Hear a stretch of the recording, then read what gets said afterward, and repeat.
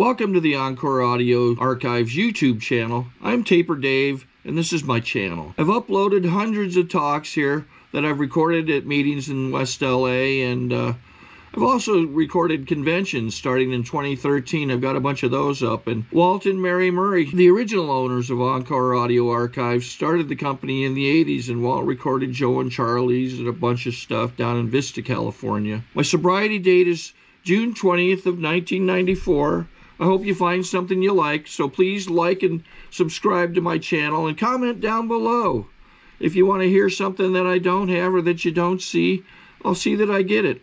Anyways, take care and have a great day if you want to. Hi, my name's Kansas. I'm an alcoholic. Kansas. This is in airplane mode. I'm not texting. This is a timer for your protection. Sobriety date is July 2nd, 1996. I sort of have two home groups, the Carlsbad AA Workshop and then the Sunset Group, both in Oceanside and Carlsbad. But I think I'm going to join the Wednesday night women's, what is this called? Ladies' Night Out. I think that sounds like a, I'd like to help some people there. My wife's in the back of the room. I'm going to pay for that later. You can come too, honey. But anyway, I want to thank Jason and the Southern California Convention Committee. This has been, I've spoke at a couple of conventions now, not very many. I don't, usually when I've spoken AA, it's because I kind of came up the last, the sort of 10 years of it, in grown-up AA, they say, oh yeah, would you like some gas money for reimbursement for driving, 10 miles past any lengths? And it's sort of this foreign concept if you ever did young people's AA, where we're like, okay, we're going to Redding tonight, and you're going to speak at our camp out. And so you get up there, and when you get to Redding, it's torrential rains. So a few of you sort of throw, you're all making, $12 an hour, and everybody sort of pulls together enough money, and we stayed, I remember staying in the Thunderbird Lodge. And this place, I'm telling you, I have never seen a more alcoholic motel in my entire life. There was, the beer bottle openers you see on the side of a cooler in some of these little gas stations? There was one you could reach on the wall from the toilet. I'm telling you, Redding, California is a place to die of alcoholism. I was not surprised that they have Good Alcoholics Anonymous up there. I want to thank our first two speakers. I got to be on an ACIPA host committee. I know that David is chairing the ACIPA host committee today. The first thing I said to him is, are you going to shoot your phone when this is all done? For any of you guys that don't know, ACIPA is the All California Young People and Alcoholics Anonymous Convention. I know in our year of hosting it, we had 2,700 people show up in San Diego. We'll see if you guys can catch up to that record that we set. Because we had just beat Orange County's of only a mere 2,675. I'm giving him a hard time. He knows this and he loves this. But I can't tell you sort of what, you sort of this idea of herding cats that putting on one of those conventions is, and for everything to come together, because it's not like you have a year in and year out tradition of hosting this convention. You have a year in and year out attempt to secure this convention and to get enough young, suicidal, almost dead kids together enough to host a convention. And I say that, but I know when we were we had to put on a bid skit to get our convention, and the girl I had written the bid skit with was in the back of the room just coming back from a 5150 in a hospital where she had had a suicide attempt, and she was in tears seeing it, because while we were practicing this skit week in and week out trying to get ready to get this convention, she was drinking and she was falling apart, and she was in the back of the room in tears because she was seeing the miracle. She was seeing the miracle happen. This was what, sitting in my living room we had come up with. And I have some really treasured memories from Young People's AA. I call myself, I'm in retirement paw. There are some people these days claiming oldie paw. I refuse the handle. I'm 37 years old. I will not accept old as part of my title. But I'm no longer as involved with Young People's AA as I once was. But I've been enriched by it, and I want to mention that, and I don't want to fail to mention that because of the nature of this particular speaker meeting. I had the opportunity to participate in the Southern California H&I convention. I had the opportunity to be published by the Grapevine, to have my story selected to be in a book that the Grapevine published. I got to interact with trustees. I got to interact with the General Service Board. Every layer of Alcoholics Anonymous I was exposed to, interacted with, and served with through serving on this little podunk committee of the North San Diego Young People in AA. And, I was at area committee meetings on a monthly basis. I was at area assemblies. I was participating in all facets of Alcoholics Anonymous. I was being exposed, and I was getting involved with the concepts, traditions, and steps of our fellowship in a way that I could not have done in a lot of the other groups that I belong to, because we're not going to let the 18-year-old be responsible to be our general service rep. The 18-year-old who's 60 pounds underweight, who weighs 133 pounds when he walks in here, who has blood coming out of his lungs, we're not going to let him represent us at the assembly. That wasn't going to happen yet in my groups. And I ended up with these wonderful opportunities through Young People's Service, and I'm very, very grateful for it. And I don't want to fail to say that as I get into my story. And thank you, David, for your service. I can only imagine the drama and BS you've put up with this year. And that is no joke if you've ever been on one of these committees to know. I have a sponsor that is a former member of the General Service Board, who is also a former chair of the ACIPA Host Committee. And he told me that it was the hardest position in Alcoholics Anonymous he ever served in. One of the most rewarding, but the most difficult and the most work intensive. So I want to give you a round of applause.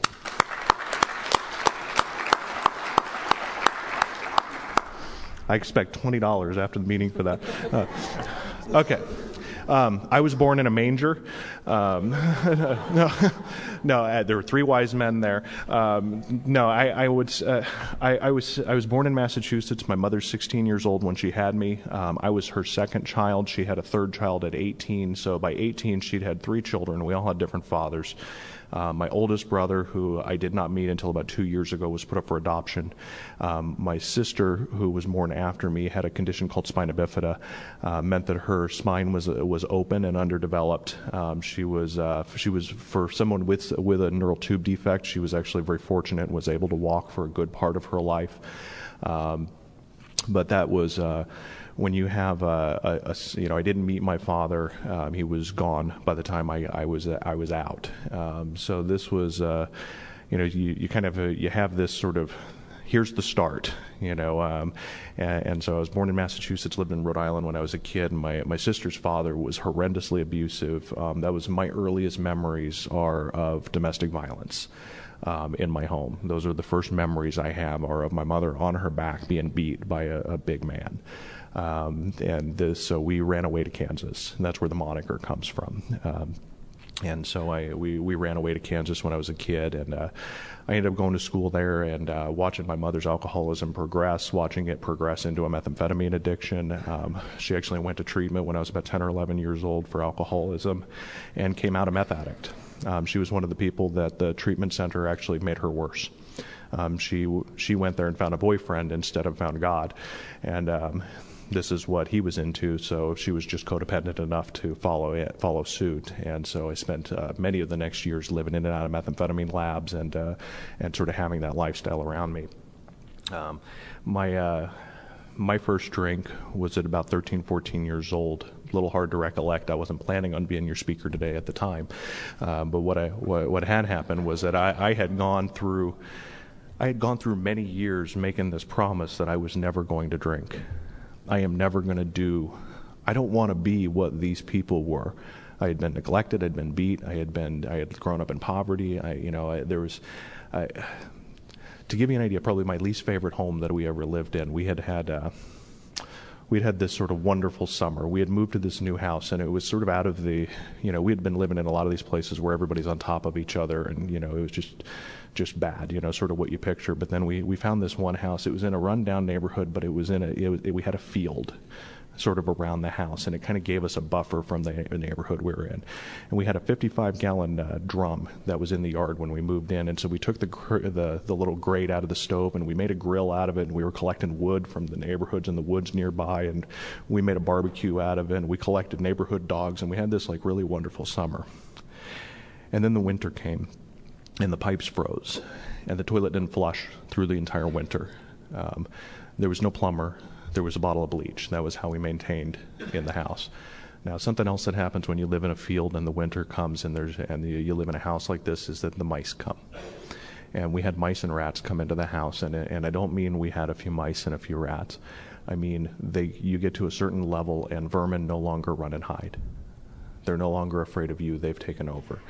And they come over you while you're sleeping. You feel them in the bed with you. And when you're a kid, this is a horrible and disgusting feeling, and you never want ever to do this, because while I had an idea that we were having to live like this because of the illness my mother suffered from. I didn't understand why she didn't love us. That's what was going on in my head. Why doesn't she love us? Why does she do this to us? Why doesn't she just pull it together? She's worked before. Why can't she do it now? Okay. I'm never going to do that to somebody. How do you do that to somebody? And then the day came that I took my first drink. I forgave her. I knew why she had done it. I knew why she had done it. Because everything that was ever wrong with me was fixed. Not permanently. I knew it would be back, but it was fixed for now. I knew that I had an answer, I had a solution, that things were going to be okay. I had somewhere to turn. I had somewhere to turn when I felt like me.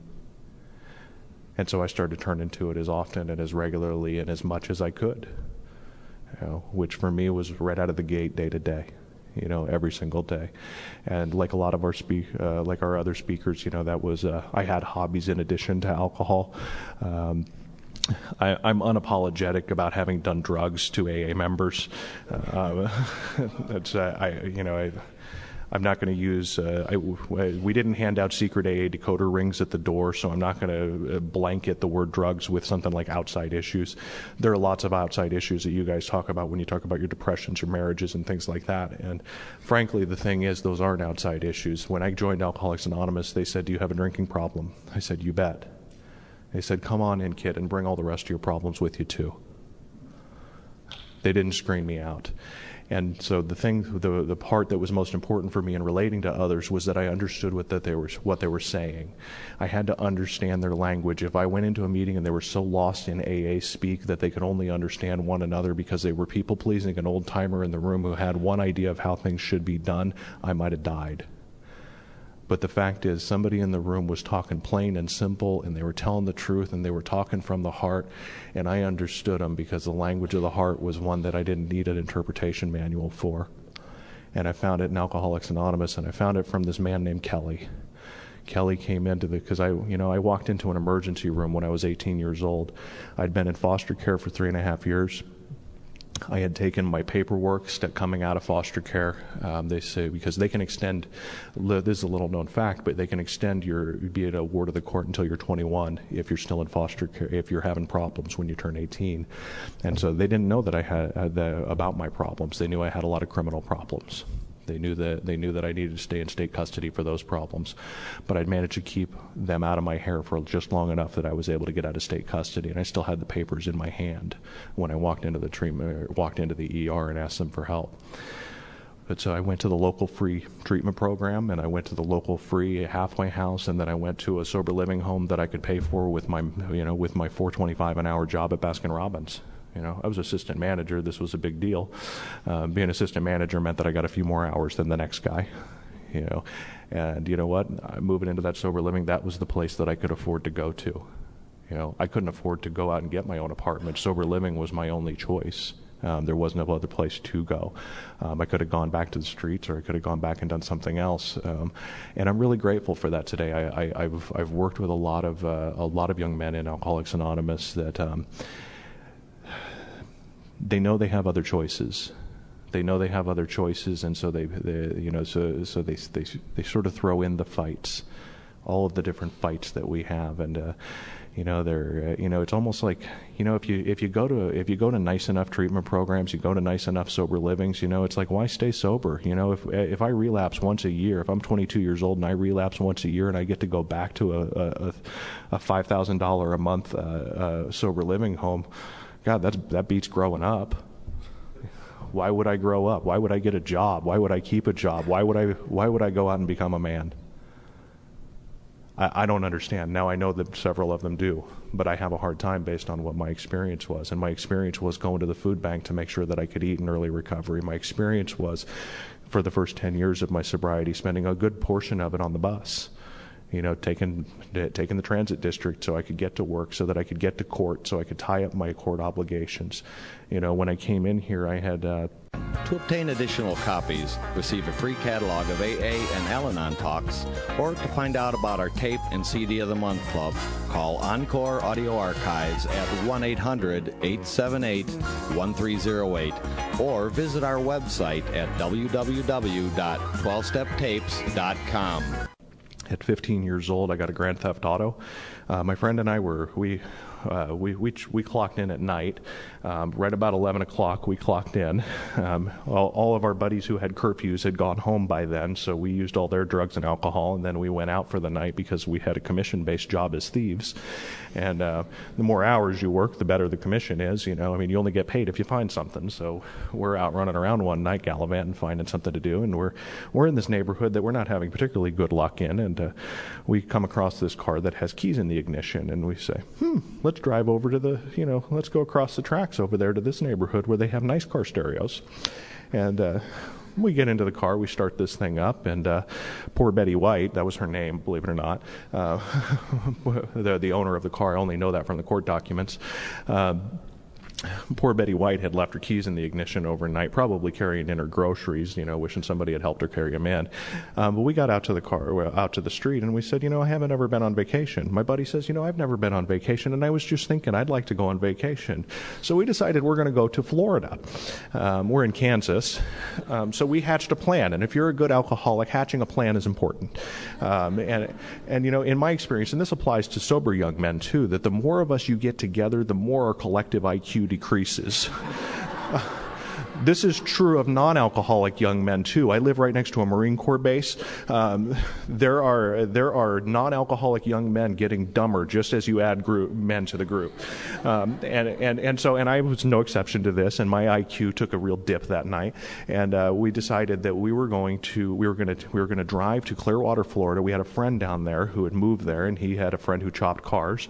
We were going to go down there. We were going to get this car chopped. Neither one of us was particularly keen on crack cocaine. I don't understand crack.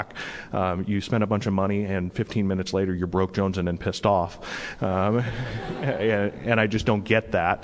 I'm a little more economical, so I liked, alcohol and meth and, these things that were, that got you a little further. But whatever. A lot of people like crack.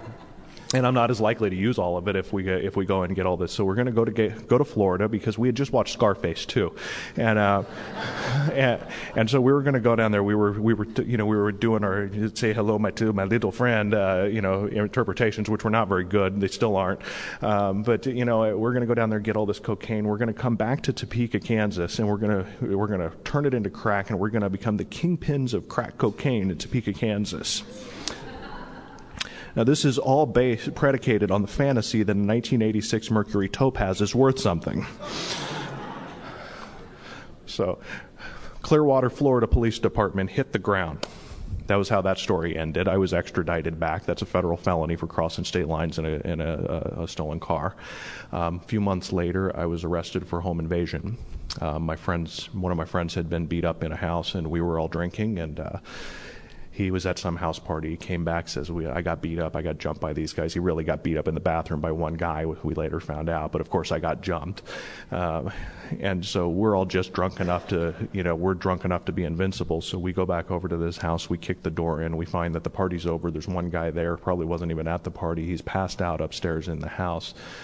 He gets maced. We wake him up. I hit him with a baseball bat. My other friends start hitting this man, and this is me at 15 years old. This is just before going into foster care. He jumped out the second-story window and escaped us. Now, there's a point where my sponsee usually says something like, I'm going to make a living amends.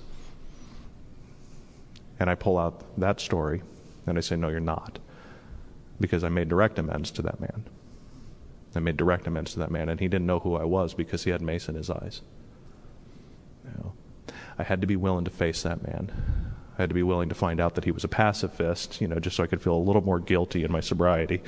Let me wake a pacifist up in a drunken stupor that's a total stranger and do this to him. But when I'm walking out of there, my friends are high-fiving each other, and I'm in there with them doing it, and I'm doing it too, and we're telling each other how tough we are. But the fact is, I'm walking away from it, and I'm feeling like, I hope I didn't really hurt that guy. That's what's really going on inside of me. I'm not who I present to be. I'm not who I want you to think I am. I just want you to like me. Please like me. Well, he knew somebody's name. We got arrested that night. I sat there getting questioned by the police all night. Another drunken fiasco. My foster parents come to pick me up from the police station, and they walk me past him, and it's like I've got a good thing. My foster family was not a bad thing. I went from raised by wolves to the beaver cleaver family. I felt like an alien with these people, but they were loving and normal. And don't give me after the meeting some song and dance about there not being any normal people just because you're not normal. These guys were normal, are normal, and continue to be normal, and they've always been normal. I assure you, I lived with them. I'm not normal. I felt like an alien when I moved in with these guys, and but I knew that I was loved, and I knew that I was cared for. And I'll tell you, if love was enough to cure my disease, it would have done it right then and there. If having food, if having clothes on my back was enough to cure this disease, it would have all happened right then and there. It would have all been taken care of. That had nothing to do with it. The fact is, when I pick up a drink, I don't know when I'm going to put down my last drink. The fact is, I'm probably going to put down my last drink because I'm asleep. That's how I'm going to stop. That's what's going to happen to me usually when I pick up a drink. Now, for alcohol, I've never had wine that's seen a grape. I always have a hard time with some of the speakers that come in and they've had fine wines and things like that. When you get sober at 18 years old, Mad Dog 2020 is your business. Hey, Banana Red will keep you warm at night. Grain alcohol, 190 proof, is one of mine because I don't like the burn.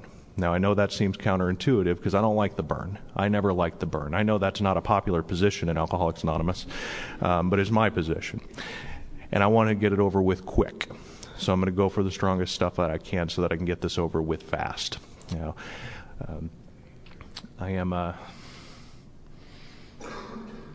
walking down the stairs in the police department. I'm walking past them, and I'm looking at my foster mother, and she's giving me that look that a lot of you guys have gotten from somebody, whether it was your spouse, your kids, your family. And the look that she's given me is I'd crawl on concrete till my fingernails fell off for you, but I know it wouldn't make a damn bit of difference. She's starting to get it. She's starting to get that thing that Al-Anon tries to slowly and gently teach our loved ones. She's starting to get that thing that she can't fix me, that I'm going to have to see this thing through. She didn't say a word that day, but I saw it, and I didn't want her to give up. Now, I don't think that she associated all of this necessarily with my illness or my disease, but I cleaned up all the criminal behavior that day because I didn't want to lose what was going on there. I didn't want to lose having clothes on my back and food in my stomach. I didn't want to lose having some stability for the first time in my life. I didn't quit drinking though, and I got worse. See, something significant happened that day. Before that, I'd been rebellious and I'd been waving my middle finger in the air and nobody could stop me, and F you if you tried. But something different happened that day as I started to try. And what followed was I became pathetic because I started to fail over and over and over again. What I started to learn from my experience was that I was a failure. I did not understand it was because I was sick. I did not understand it was because I had a spiritual illness that I could not fix, that I was trying to treat with alcohol. I didn't understand that. And so what I thought was happening was that I was just not good enough at anything and that I was going to continue to fail. I didn't know that if I stopped drinking for good and for all, that I'd get a master's degree someday. I didn't know that. I didn't have a freshman in high school education. I stopped going to school after the 8th grade. That's what I brought into Alcoholics Anonymous. You know, I finished my master's degree. That was what I was doing on the bus all those years. I was going to school and I was going to AA meetings. I was continuing to serve in Alcoholics Anonymous. I was doing what you guys taught me how to do. You know, I was making mistakes along the way. I wasn't doing it perfect. None of us are. But I was continuing to do it, and I was continuing to try. But all of a sudden here in Alcoholics Anonymous, trying started to matter. It started to work out because now I had power that I didn't have before. I was trying to do it in a time and place in my life where I had no power. I was completely powerless over my life, and my life could not be managed. It could not be managed. Not by you, not by me, not by anybody. Outside forces couldn't manage it. You know that your life is unmanageable when all sorts of outsiders start trying to manage it for you. Loved ones, parents, parole officers, probation officers. These are all managers. These are all society's attempts to manage the tornado that is my life. Social workers. None of them can do it. My life was still unmanageable. My disease was bigger than all of them. I needed something great, not just greater than me, but greater than all of them. Greater than every single one of them, and greater than all of them cumulatively, if I was ever going to recover from this thing. I mean, I do want to tell one story that gives you an idea of my family of origin. I, too, have experienced psychosis after not sleeping, like our first 10-minute speaker. Now, one thing that I experienced with this is that the behavior you're engaged in just prior to entering a psychotic break greatly influences the nature of the psychotic break. Now, after drinking and staying awake for about 7 days, I climbed under a blanket with a flashlight in the book of Revelations. Tactical error on my part. I realize this now. By the end of the conversation, I was alone. I had decided I was Jesus Christ. I had been told, actually. So I've done enough H&I. I've been around the nut hut. Most people that think they're Jesus Christ are kind of grandiose about it. Most of them are seeking disciples and followers and other people to bring into this little delusion that they've got going on. I felt burdened, a little put upon, to be honest with you. I didn't particularly want the job. My resume did not support it. I was already a failure. Now you're going to give me this chore. I'd been an atheist the day before, so I'm a little confused by the whole thing too. So I got to sort some things out. So like all tough guys do, I went to talk to Mommy.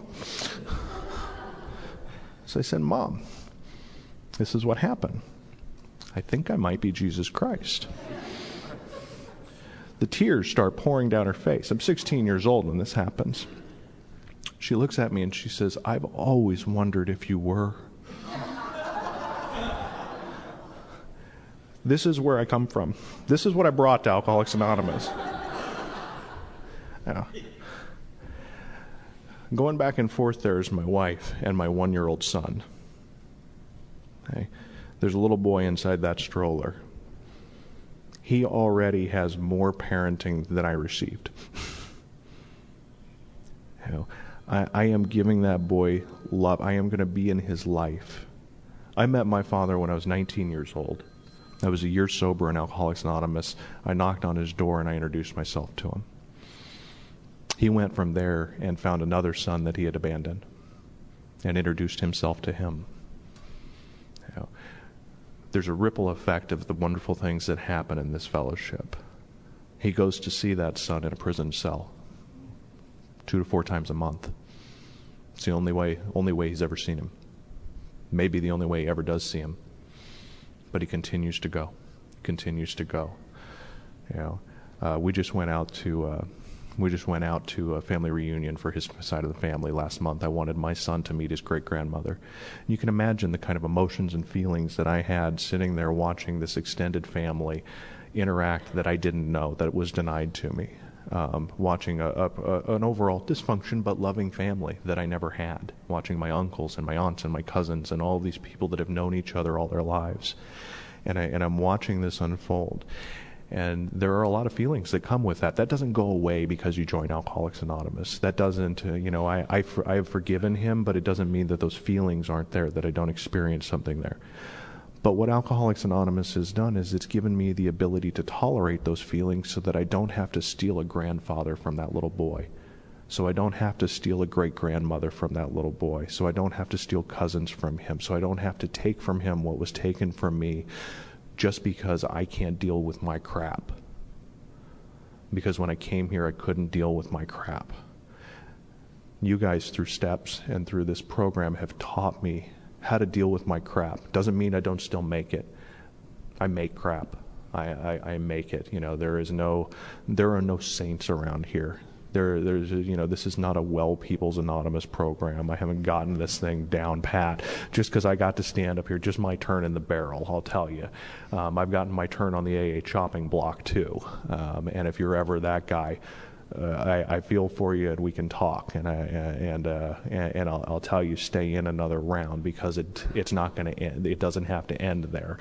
There are times in my sobriety where my sponsor has looked over at me and he said really nice things to me, like, Kansas, you don't have to get drunk to start over in AA. Not your favorite thing to hear, but life-saving words for an alcoholic like me whose drink is to die. I have not picked up a drink since joining Alcoholics Anonymous through my own self-centeredness and through what life has brought me. Come about 8 years sober, I get a call that my sister's husband's walked into her home and shot and killed her. Shot her through the hand, did this in front of my 4-year-old niece, kidnapped her. They did Amber Alerts. They found him 3 states away in under 24 hours, and he shot himself in front of my niece. 3 months later, my sister with spina bifida died hospital negligence. My former roommate, who I had shared a sobriety date with, died of DTs. Same time. Man who went to 4 or 5 meetings a week with me was one of the ones who reacted bad to Vioxx. He was one of my AA guys that I looked up to, one of the older men that I looked up to, and that I sought some paternity in. This is what's happening. My grandfather and my grandmother died within the same week. This is all within 6 months that this happens. I'd never experienced loss before. I'd never experienced death before in my life. Not family death. Not like this kind of death. I'd known other people. I'd known alcoholics and addicts that had died. I'd known things like that, but not like this. And I'd certainly not known it sober, and I hurt. And I went to our Thursday night Carlsbad meeting is a dress-up meeting. It's a suit and tie meeting. It's a very we've got a lot of old timers in it. They like it run a certain way.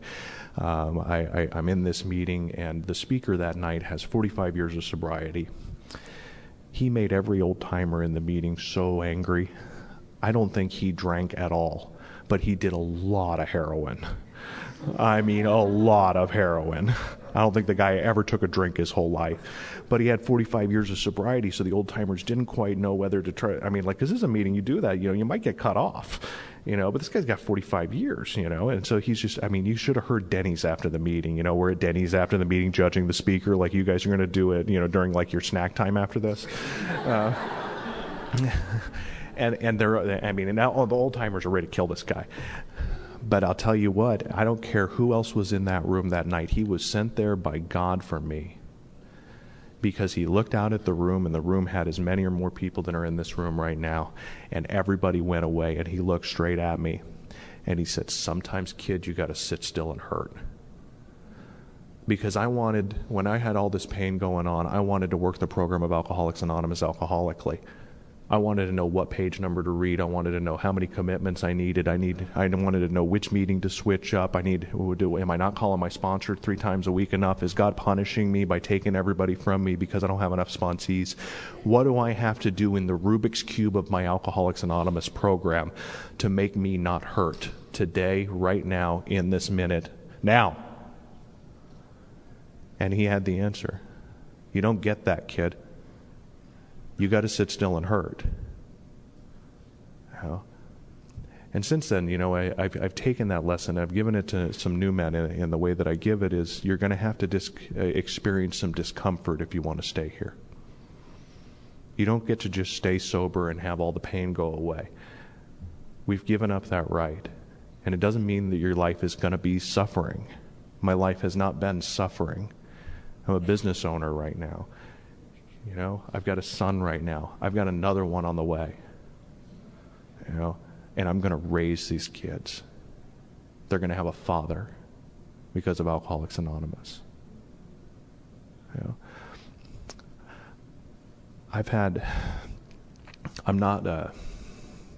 If you can't tell already, I'm more of a thinker. Okay, I'm an in my head kind of guy.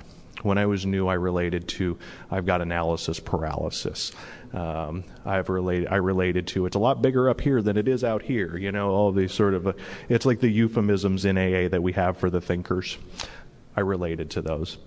I didn't so much, spirituality never came easy to me.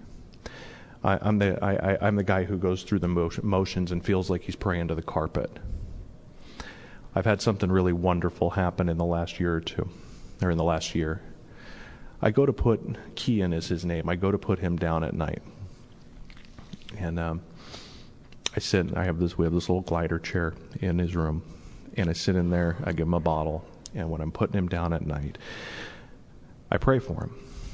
When I'm trying to get him to go to sleep, I just pray for him. And I'm experiencing a sense of paternity with him. And now, my intellectual idea of God is a genderless sort of force or whatever the case. I don't have a religious idea of it, but I've grown up here. I probably have some tendencies toward that, and so I gave God just enough to stay sober, and I haven't been able. But I've never trusted anybody my whole life. Everybody I was supposed to trust walked out on me, abused me, neglected me, didn't do their job. They loved me, but they didn't do their job. It was on me to get it done. When it all came down to it, it was on me. Whether I was going to do it right or not, at least I was going to try the hardest. And so I'm experiencing what it feels like to be in a protective role and to have my arms around him and to lean into him and to know that I'll take the brunt of whatever it is for him. That I'm not going to be able to. He's going to make his own choices. But whatever I can do, I'm here to do. Whatever he'll let me do, I'm here to do. And the realization came to me in the prayer and meditation of this, that God was sitting behind me. God's sitting behind me the same way he's sitting in my lap in the same way, and he's sitting down looking on me, and he's looking on us the same way that I'm looking down on this little boy. And I got it. I got it for the first time in my gut. Now, I've been saying don't leave 5 minutes before the miracle happens for 19 years in this program. And every once in a while I think, oh, there it is. It just happened again. And then this year I get hit with this one. This is the one I get hit with. This is an onion that keeps on going back. I'm not worried every day about taking a drink. There are days that I've thought about it. But that's not what my biggest concern is here. I'm trying to live better. I'm trying to find the best me that there is, and I find that through how I serve my God. And I don't even know how to become of maximum service to God without help and without these steps and without the efforts that we take. I don't even know how to do that. I don't even quite know how all of that works. I just know that it does. And there was I'll tell one more story, and then I'm gonna quit, and my phone turned off, so I don't know how long you guys have been held hostage. And it's something about our fellowship. And there was a girl, and I think it's very appropriate for this particular speaker meeting. There was a girl in our young people's group that got sober at 13 years old. She's 27 now. She's still sober to this day, still active in the fellowship. She was 16 at the time that all this stuff was going on. When my sister got murdered, you can imagine, there are a lot of times I'm sitting in my living room and I'm kind of in shock. I'm not moving a lot. I'm just kind of sitting there. You know, I'm a little frozen with it. I'm not saying much. There are no magic words. I want to stop hurting, but I'm not even totally feeling everything yet. And this girl comes into my house. She's 16, and I think that her youth, with all of the flaws that come with our age and of us not having maturity or the sense of life yet, I think with it came just enough anxiety that she didn't try to say anything stupid that would really end up offending me. But she had been trained in our program her feet were trained. She knew to come in and be of service. She walked into my apartment, and I just looked up, and I saw her. She just said hi, and she walked over, and she started doing my dishes. 16-year-old girl walked over and started doing my dishes. I don't know if that's God. I don't know if that's just a nervous kid. I know it's something that I'll never forget, and I know that whenever I get the chance, I'm going to do somebody else's dishes because it was done for me. I know that's what our fellowship is about. It's about taking our wounded and caring for them and loving them through it and getting them to the other side of it. And so I want to thank the convention committee. I want to thank our other speakers and all of you guys for being here. Thanks.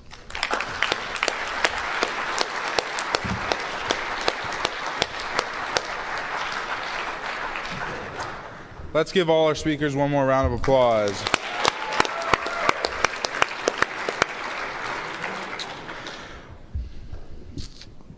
All right, I pretty much just said that, so I'm not going to say it again.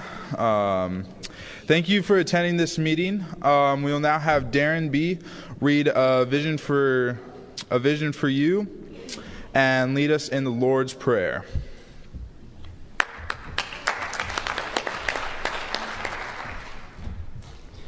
Darren Alcoholic. A vision for you.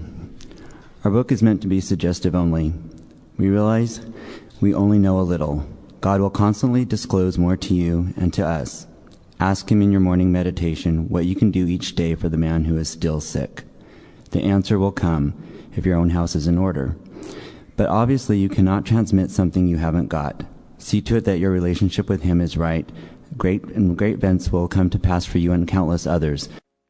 Sorry to interrupt your viewing. Taper Dave here. Just wanted to take a second to ask you to like and subscribe to my channel. Let me know if you like what you're listening. I've got some very good talks here, and this one's a great one. Just curious, do you think this is better than Zoom? Tell me what you think.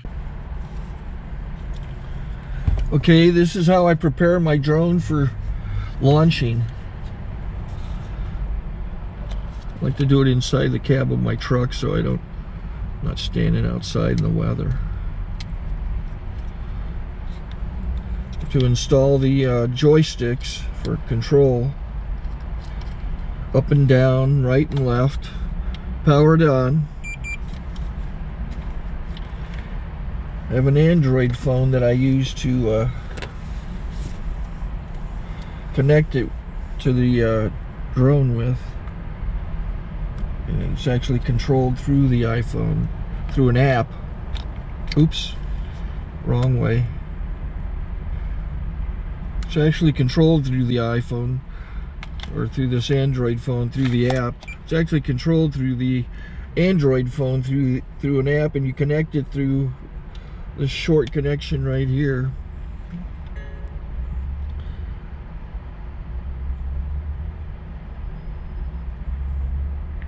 Remote control connected. Remote control's connected. So I pull out the drone. I have to extend the legs. Long legs extended first, then the short legs. Remove the gimbal protector. set that aside, then power it on one short burst and one long burst.